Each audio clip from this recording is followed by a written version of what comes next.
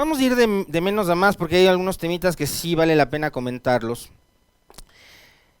Esto de pasada, yo no sé de quién fue la iniciativa y me voy a permitir discrepar con quienes desde la Revolución Ciudadana se han empeñado en darle identidad, darle relevancia y darle una importancia que no tiene y que no se merece al general Carrillo, presentando una acción de protección que no cabe, además porque todavía está lejos este tema de la posesión de los asambleístas, de la instalación de la nueva asamblea. Eh, Ustedes saben perfectamente bien cuál es mi opinión con respecto del señor Carrillo. Una vez más, quienes terminan en este caso premiándole y equivocándose somos los electores. O sea, por cierto, ayer su abogado defensor, el abogado Ramiro García, en una radio acá en la capital, dijo que Carrillo es el asambleísta más votado. Falso, falso, pero además esa mentira es del mismo tamaño del ego de los personajes de los que estamos hablando. No existe el asambleísta más votado, porque ahora no votamos unipersonalmente ni uninominalmente, no votamos por nombres, votamos por plancha, lo cual a mí, de paso les digo, me parece una absoluta dictadura obligarme a votar en plancha. Era más bonito votar por el primero de la lista X, por acá tengo un amiguito, por acá otro amiguito, por acá no sé qué, aunque ese voto también, digamos, no tiene tanta solidez ideológica, pero ahí sí se premia a la persona.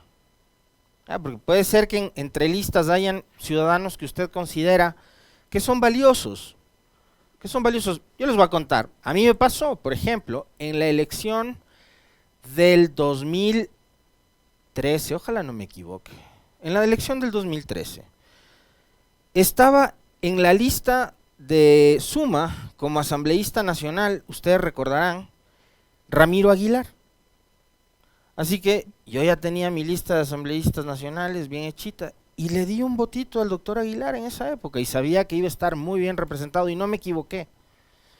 Ramiro Aguilar fue de los legisladores más destacados en aquella asamblea y fue un votito. Después el hombre se salió del movimiento Suma, se dio cuenta de qué iba el proyecto de Mauricio Rodas, lo vivió desde adentro y se abrió de ese movimiento político, Ramiro Aguilar. Y fue un asambleísta muy destacado, muy destacado, muy bueno. Y ahora uno de los políticos con los que particularmente a mí, por ejemplo, me encanta conversar, siempre, sea en entrevistas o sea en otros espacios en los que hemos tenido la oportunidad de compartir con el doctor Aguilar. Es un hombre muy valioso. Entonces ahí, por ejemplo, yo voté por acá y mi votito por el doctor Aguilar. A mí esto de votar en plancha es una dictadura. Así que, como además los mismos panas del doctor García fueron Luis Verde Soto, entre otros, los que promovieron estas reformas al Código de la Democracia, obligándonos a votar en plancha, no existe la figura del dichoso asambleísta más votado. Y tal es la mentira, o sea, primero que no existe la figura del más votado porque votas en plancha.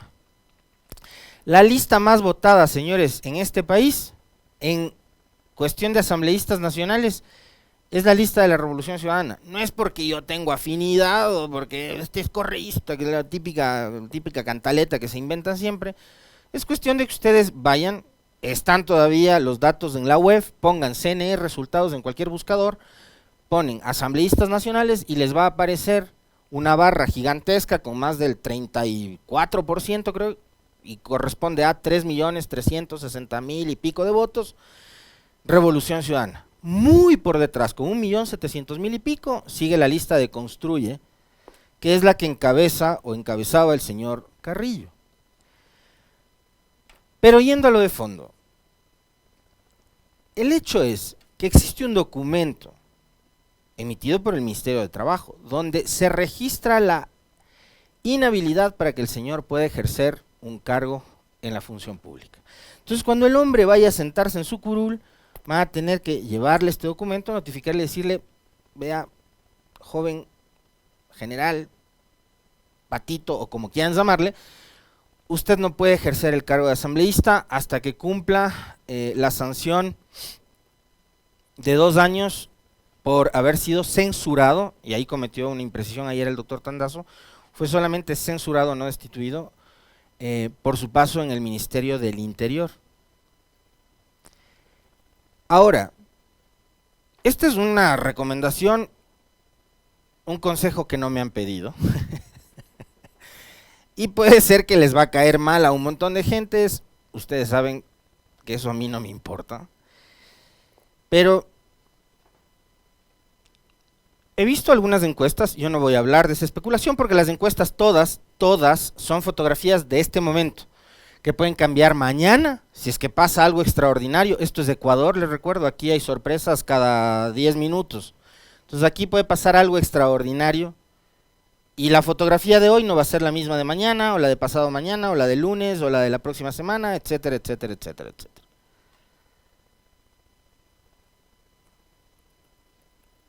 Entonces, de lo que yo he visto, por ahora, en todas las encuestas que han circulado, y no me voy a poner a referir una por una, ni los resultados ni nada, pero en todas, la señora Luisa González, de lo que he visto, está segunda. Por un punto, por dos, por tres, por los que sean, pero está segunda. Novoa está punteando. Todos los esfuerzos, todo su entusiasmo, a los señores de la Revolución Ciudadana, toda su energía, toda su capacidad, sus recursos, enfóquenlos en hacer campaña. Tienen que ganar una elección, que es el próximo 15 de octubre, y la campaña empieza en 2 días. El domingo 24 de septiembre arranca la campaña hasta el 12 de octubre. Entonces, y además, digamos, la pre-campaña empezó hace rato. Los esfuerzos, desde mi particular punto de vista, es una crítica directa a la Revolución Ciudadana. Algunos, no todos, por supuesto, porque hay una multiplicidad ahí de visiones, de criterios, de opiniones y de actuaciones también. Pero, en serio, en lugar de darle notoriedad y ayudarle a ganar identidad al general Carrillo, porque lo que están haciendo ustedes en este momento, o quien haya sido el de la iniciativa de presentar esta dichosa acción de protección, es victimizarle a Carrillo. Y esto es algo que yo ya les vengo advirtiendo hace rato, no a los señores de la Revolución Ciudadana, a la audiencia. Carrillo está construyendo un proyecto político. Y después podemos hacer un montón de interpretaciones con respecto de en reemplazo de quién. Acuérdense ustedes quién era el presidenciable de Construye. Pero para mí, desde la actuación de junio, desde cómo le ayudó a levantar su imagen el mismo señor Lasso, después todo lo que han hecho los medios de comunicación y lo que está generando en este momento este tipo de actuaciones, lo único que van a lograr es que el señor consiga su propósito en más corto tiempo y de forma más eficiente. Carrillo, no les sorprenda a ustedes verlo en la papeleta presidencial en el 2025. Entonces, con estas acciones, victimizándole a este señor, ¿le van a ayudar a eso? Y por un elemento adicional, porque para el señor Carrillo, los sets de televisión, de radio y las portadas y los titulares de los grandes medios de comunicación en este país están abiertos. Carrillo no necesita hacer agenda de medios, basta que Carrillo sea atacado en este momento por la Revolución Ciudadana y que sea un contradictor del correísmo para que los propios medios de comunicación, muy prolijos como son, vayan ellos a golpearle la puerta al general Carrillo, a decirle, vea, venga, aquí tiene micrófono, cámara, set, titulares, todo a su favor, cosa que no van a hacer con ustedes, señores de la RC. Excepto los pocos medios que todavía son, digamos, abiertos, plurales, y otros que van sumando que son de su nuevo club de amigos como La Posta, pero no es que todos los grandes medios de comunicación a ustedes les van a abrir las puertas para esta suerte de pugna que se están abriendo con un tipo que para mí, perdónenme, es intrascendente. Pero problema suyo si quieren ayudarle a ganar identidad. Eso ya es bronca de ustedes. Vamos ahora con las contradicciones del ministro del Interior. Yo decía en mi Twitter ayer, o en la cuenta X, como ustedes quieran llamarle a esta red, caramba, para esto era de que se queden con Diego Ordóñez. ¿Qué fue lo que dijo ¿Con quién empezamos? Elige tú, Esteban. ¿Con quién quieres empezar? ¿Con Cucalón o con Diego Ordóñez? Finalmente termina siendo, como ahora estamos en época de impericias, un copy-paste el uno del otro. Suelta el que vos quieras. Aquellos que hacen opinión, que todos aquellos que hacen análisis y la ciudadanía comprendan que hay una relación causal entre el incremento de la incautación de droga y el incremento del número de muertes violentas en aquellos que están involucrados en el negocio del narcotráfico y mucho más en el negocio del micronarcotráfico.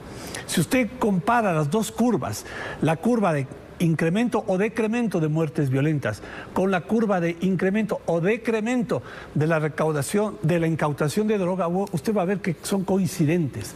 Entonces, el indicador de muertes violentas, no de delincuencia común, que son dos realidades y dimensiones delincuenciales diferentes, el indicador de muertes violentas refleja una acción del gobierno y una acción de la policía y Fuerzas Armadas eficiente. Yo le pido a usted que usted revise día a día la información sobre los golpes que dan la Policía Nacional, las Fuerzas Armadas, contra el narcotráfico, en la incautación y en la desarticulación de bandas organizadas. Por eso tenemos el incremento de violencia en ciertos sectores en donde existe pues pugna, conflicto, sí, Diego, interpandillas. pero cuando la violencia... Vale. Alguien por acá me decía, discrepo contigo con respecto al comentario anterior. Está bien, está en su derecho a discrepar, pero si ustedes prefieren ir a pelear con Carrillo que hacer campaña, está bueno. Sigan peleando con Carrillo. El pretexto de Diego Ordóñez, o más bien la justificación de Diego Ordóñez, sobre el tema de la inseguridad, la violencia y los excesos del crimen organizado en el país, se debía a que el gobierno está incautando o decomisando más droga que nunca antes en la historia. Debe ser también porque se está sacando o exportando desde el Ecuador más droga que antes. Ahora, señores del gobierno, era mejor que se queden con Ordóñez, pues, porque ahora resulta que el ministro Cucalón, el brillante ministro Cucalón, sale con lo mismo. ¿Qué fue lo que dijo en una entrevista en los últimos días, Cucalón? De que hay un problema de seguridad sin precedentes, sí, y eso es como una línea transversal que marca y que puede ser que muchos de los temas positivos que existen puedan verse opacados. Comprendo más que nadie el tema, comprendo la mezcla de indignación, comprendo inclusive miedo que pueda existir y por eso es que valoro las críticas y lo que yo tengo que hacer, evidentemente, dar respuestas, también generar certezas, decir lo que se está haciendo y no ser yo el motor de la incertidumbre, por así decir. El tema de la seguridad, como decíamos, también tiene varias situaciones complejas. Es una reacción ante una serie de toma de decisiones y de acciones que ha tenido el gobierno. Javier hace unos segundos citaba, entre otras cosas, las incautaciones récord que han existido del tema de cocaína, el tema de droga, que ha provocado una lucha criminal, una guerra entre bandas y también con el gobierno nacional, con el manejo y la mutación del negocio en otras ramas para seguir obteniendo dinero de forma ilegal. El gobierno nacional ha tomado una serie de acciones, comprendo que pueden existir inclusive errores, tiene también el tema del equipamiento, yo creo que puede haber una salida, creo que puede existir, que trasciende inclusive el gobierno actual. Este es un tema de Estado, es un tema que nos debe unir, no separar. Lo dijo también el presidente de la República en la sede de las Naciones Unidas. Esto no es tan simple como lo ponen algunos, ni tan de aplastar un botón y que desaparece. Pero que hay solución, que hay salidas para arrinconar a los criminales, hay. Se han tomado medidas al respecto y esperemos que mejoren la situación, que mejoren los resultados. El gobierno tomará decisiones y acciones hasta el último día de su mandato.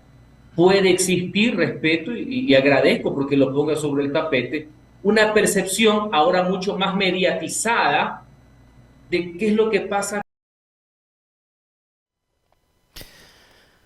Bien, repite lo mismo que Ordóñez, ¿no? Es la reacción de las bandas de crimen organizado y el narcotráfico por lo exitosa que supuestamente ha sido la lucha contra este mal que enfrenta el país y la región.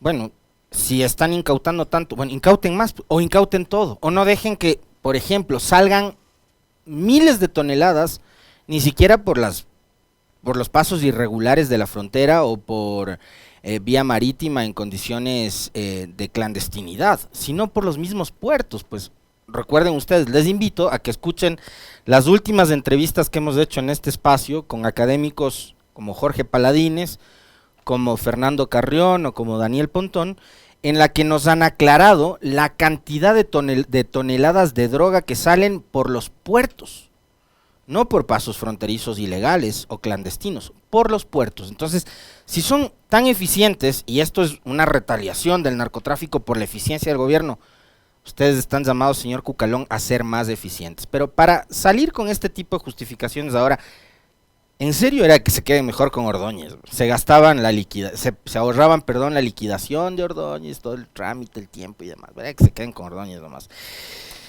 El señor Lasso, en el marco de su visita a los Estados Unidos y su paso también por la Asamblea General de Naciones Unidas, como siempre y ha sido ya frecuente en este tema, ha dado entrevistas a medios internacionales, y a un medio internacional que desde el gobierno de Moreno hasta el sol de hoy siempre le ha dado cancha y vía libre, como los medios que les decía que van a ser parte de la plataforma del señor Carrillo acá.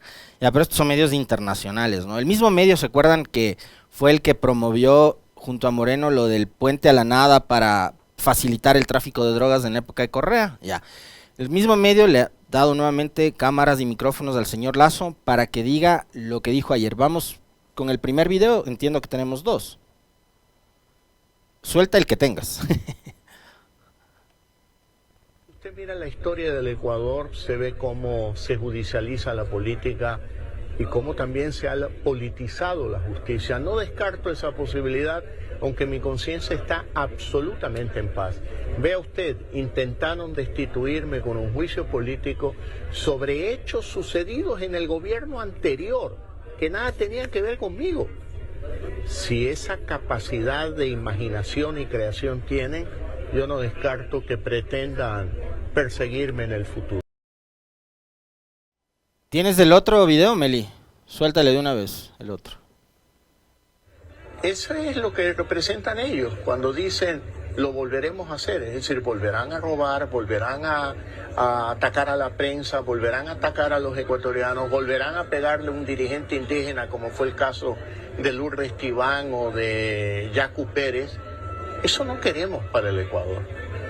Mire usted, en 28 meses de gobierno yo logré derogar la ley Mordaza, que tenía prácticamente atado a los medios de comunicación del Ecuador.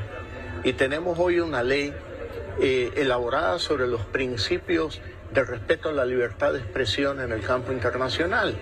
Hemos logrado algo importante. Esos avances no queremos retroceder en el Ecuador. A propósito de estos, de los famosos avances, ¿no? Ayer me habían compartido un enlace, qué pena que ya no te puedo pasar ahorita, Mel,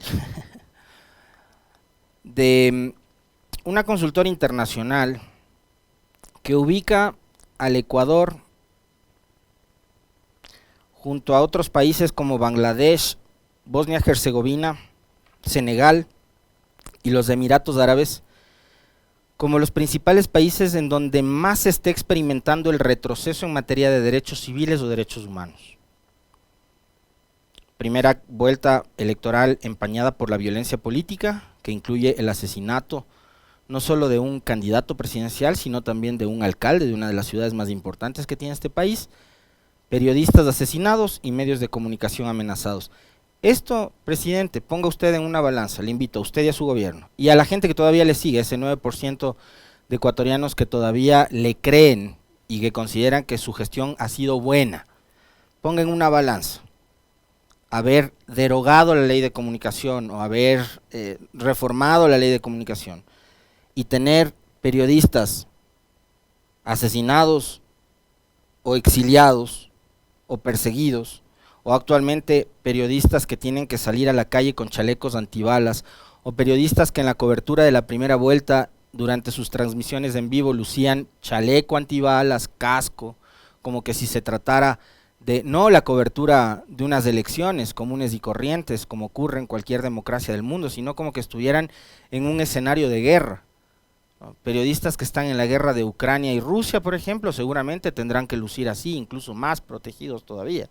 Pero acá estábamos hablando de elecciones, y los periodistas en este país, en ese que usted habla de las maravillas que ha hecho en 2 años, resulta que tienen que salir a hacer cobertura disfrazados de policías o de militares para cuidar su vida. Entonces, ¿en dónde está el respeto a la libertad de expresión, presidente?